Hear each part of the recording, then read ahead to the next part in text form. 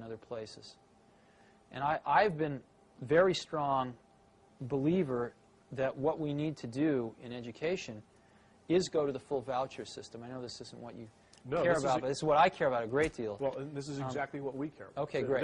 This was, believe it or not, this was at the end, and we're one just of the things that I feel is that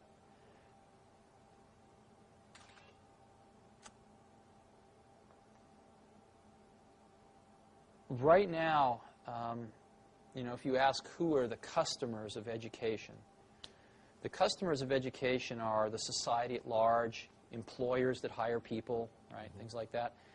But ultimately, I think the customers are the parents, not even the students, but the parents. And the problem that we have in this country is that the customers went away.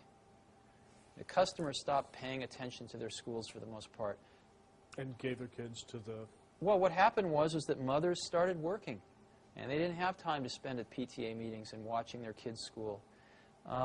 Schools became much more institutionalized, and parents spent less and less and less time involved in their kids' education. And what happens when a customer goes away and a monopoly gets control, which is what's happened in our country, is that the service level almost always goes down. I remember seeing a bumper sticker when the telephone company was all one, AT&T, the Bell system.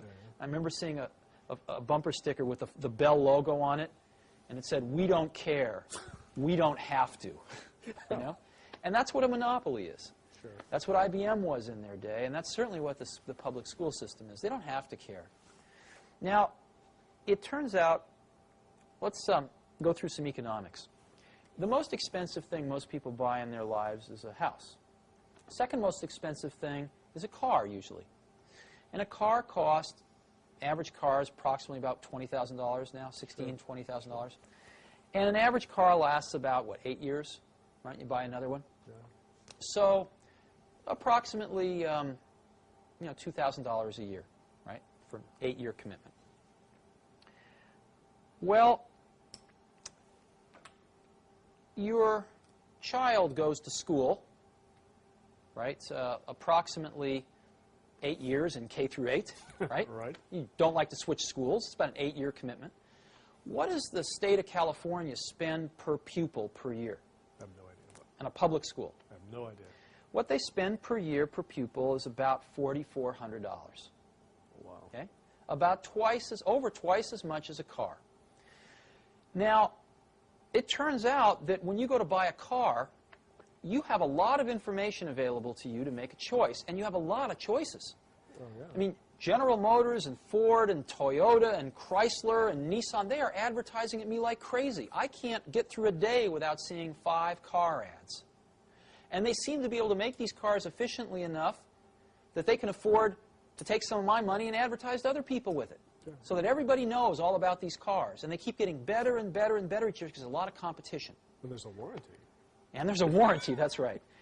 But in schools, since people don't feel like they're spending their own money, they feel like it's free, Oh, yeah. right? No one does any comparison shopping. Matter of fact, if you want to put your kid in a private school, you can't take the $4,400 a year out of the public school and use it. You have to come up with, you know, $5,000 or $6,000 of your own, or even $4,400 of your own money. Sure. Or more. I believe very strongly that if the country gave each parent a voucher, a check for $4,400 that they could only spend at any accredited school,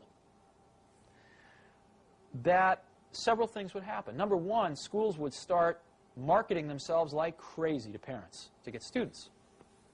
Secondly, I think you see a lot of new schools starting. I've suggested as an example, if you go to Stanford Business School, they have a public policy track. They could start a school administrator track. So you could get a bunch of people coming out of college, tying up with somebody who just got out of business school. They could be starting their own schools. Sure. You could have 25-year-old kids out of college, very idealistic, full of energy. Instead of starting a Silicon Valley company, they'd start a school.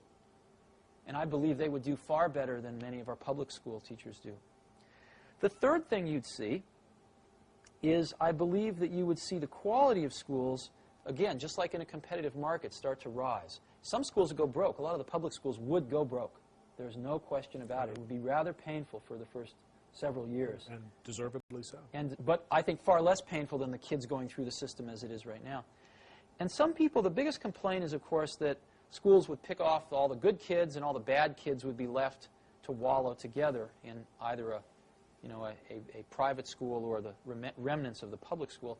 To me, that's like saying, well, all the car manufacturers are going to make BMWs and Mercedeses, and nobody's going to make a $10,000 car. Well, I think the most hotly competitive market right now is the $10,000 car area. You've got all the Japanese playing in it. You've got General Motors that spent $5 billion subsidizing Saturn so far so that they can compete in that market. You've got Ford, which has just introduced 2 new cars in that market.